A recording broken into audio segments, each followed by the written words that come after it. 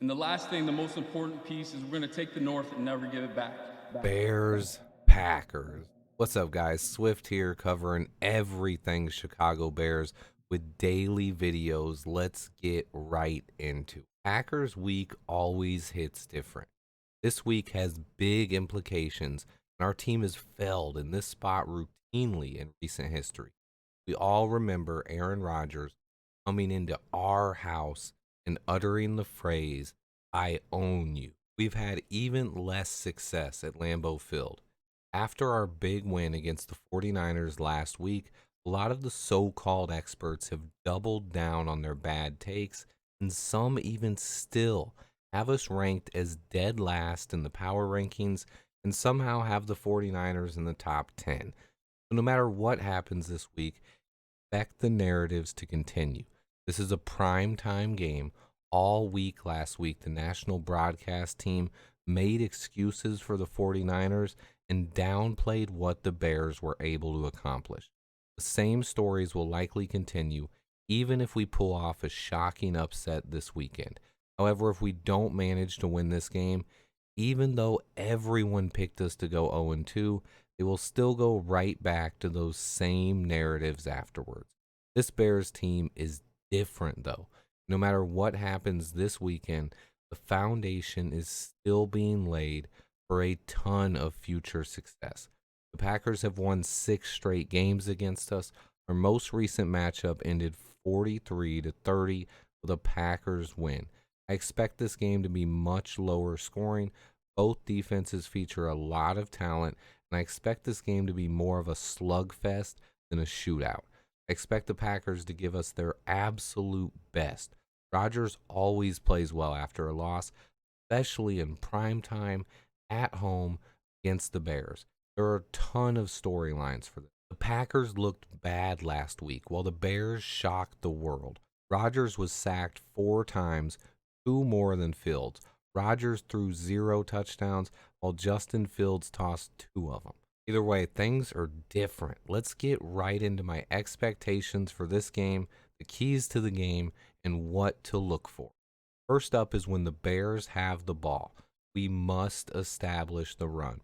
Whether it's David Montgomery or Khalil Herbert, this offense desperately needs to find success on the ground. Monty needs to average more than 1.5 yards per carry, and we need to pick up some yardage on the ground to stay out of 3rd and long. I expect Monty to have a big game this week, but if he struggles early, I would not hesitate to get Khalil Herbert more involved.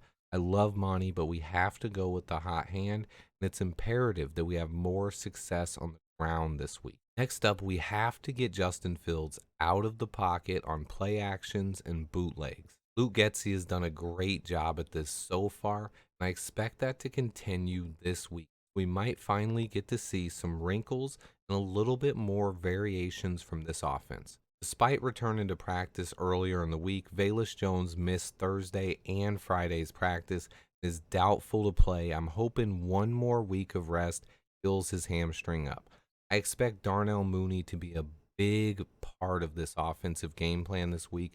He never got going in San Francisco, but this week Luke Getsy will design some plays to get the ball into Mooney's hands. I expect him to have a big game. I also think Cole Kmet will have a much better showing as well after not having a catch last week. And this is ESB's revenge game, so let's not forget about that either. Lastly, we need to start faster. Common themes so far with this offense, even though they have performed very well and gotten the job done through 3 preseason games and 1 regular season game, the offense has routinely gotten off to a slow start before getting rolling. Hopefully, Luke Getsy can script something together early in the game, get us on the board, and get the offense going. I expect this to be a defensive game, but not ultra low scoring. This is a game we really don't want to get behind in. The Packers have a power run game and an elite quarterback. We need to put points on the board early in this one to avoid falling behind. On defense, the Packers have a strong defensive line, ranked top 5 by most national pundits. The second straight week we face a dominant defensive line. Our O-line played really well last week. That doesn't make this matchup any easier. This week they have to face off against Kenny Clark, Preston Smith, or Sean Gary, who are known to give QBs nightmares. Secondary is also strong, headlined by Jair Alexander, who has Eric Stokes opposite of him, with Adrian Amos and Darnell Savage backing them up. They also have a career journeyman turned big time player last year in Rasul Douglas. He had a bad game last week.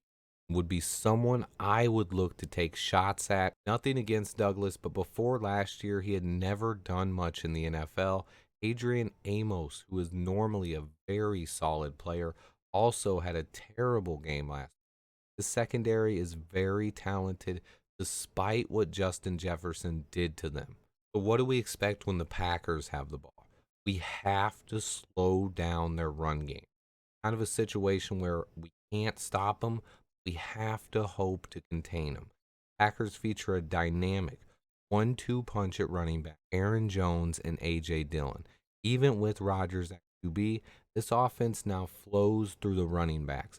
Both backs are also active catching passes out of the backfield. We have to slow these guys down. Moving on, we also have to have success putting pressure on Aaron Rodgers. He has been a bear killer throughout his career. He's missing Devontae Adams, coming off a miserable performance against Minnesota last week. It's actually a recipe for disaster if you're the Bears. We cannot underestimate Aaron Rodgers. We have to have solid communication on the back end of our defense, and we have to succeed at putting pressure on Rodgers. Good news on that front is we have a very good pass rush. Robert Quinn leads the way with Trevis Gibson fresh off of 5 pressures, Al-Quadin Muhammad, and rookie phenom Dominique Robinson, who had 1.5 sacks in his debut. On top of all that, the Pack could be without left tackle David Bakhtiari and left guard Elton Jenkins. The team seems a bit more optimistic that Jenkins could play. They will also be getting wide receiver Alan Lazard back. We have an extremely talented secondary, and Rodgers is lacking his main target from the last 5 years. He struggled mightily last week. Christian Watson dropped what would have been a 75-yard touchdown pass on the first play of that game, and Rodgers is extremely talented. Our secondary has to communicate well, not have any breakdowns in coverage, or they will be exposed. Juan Brisker and Kyler Gordon are huge X factors. This one, our entire secondary has to have a great game. Aaron Rodgers is 22-5 in his career against the Chicago Bears. He has one thing going against him as far as history is. In the last 25 years, Bears rookie head coaches are 4-1 against the Packers at Lambeau Field. Also, Justin Fields enters this game with 2 touchdown passes on the season, more than Aaron Rodgers has. Aaron has owned us in recent history, but his career is coming to an end, and Justin Fields is just getting started. Tides sure look like they could be turning, with Rodgers in the twilight of his career and Jordan Love looking like he will not continue the tradition of Packers Hall of Fame quarterbacks. There is hope for the first time in a while, although now we just need Rodgers to actually retire at some point. But I, for one, am glad he's not gone just yet. I want Justin Fields to have a chance at owning Rodgers. He gets his first shot this Sunday night in Lambeau Field. And for my final prediction, I expect this game to be a bloodbath, possibly with multiple lead changes throughout. While I do think it will be more of a defensive battle, there will be some touchdown scores. Nothing comes easy in the NFL. I expect the Packers to have a lot of fight in them. That being said, there's something in the air. I've been feeling it all off season. I'm predicting another Bears victory, 27-24. That being said, if we don't pull this one out, once again, guys, it's about establishing the foundation and building an identity. It's important that we remain focused on that and not get too high or low off any one game. I will be telling you guys how talented this team is while the national media and other fan bases continue to write us off. We are young and hungry. The most important thing, as always, is enjoy the game. Don't overreact in the first quarter, and let me know in the comments what you will be watching this weekend. And then the final thing I want to talk about is my in-season coverage for the Chicago Bears. For those of you that are still watching, I planned a lot what kind of content I was going to be putting out before I started this channel. Most of that went into off-season coverage, covering every move, how to cover the draft, and how to cover the off-season post-draft. In the season, I'm still kind of trying to figure things out, but I also want to give you guys what you want to see. So during this time, over the next couple of weeks, please leave as much feedback as possible. So far, I have 3 things I will be doing pretty much every week: post-game breakdown after the game, an all 22 breakdown a couple of days later, and then a weekly preview about the upcoming opponent. Other than that, I really would like to hear what you guys want during the week. I'll be doing more and more content as the year goes on. These first few weeks, I really want to dig deep into the all 22 footage and study the identity and foundation of this new regime. But I also watch so much tape, I can put out more content. You guys want weekly Q&A videos, live show, weekly grades, weekly breakouts, or more all 22 work, or even more focus on daily updates about the roster and injuries. Let me know what you want in the comments, because part of the key to this for me is providing the kind of content you guys want to see. Let me know in the comments what kind of content you would like to see most during the season. Also, FGB, as always, I appreciate everyone who watches. Please hit that like button for me. And until next time, bear down. And the last thing, the most important piece, is we're going to take the North and never give it back.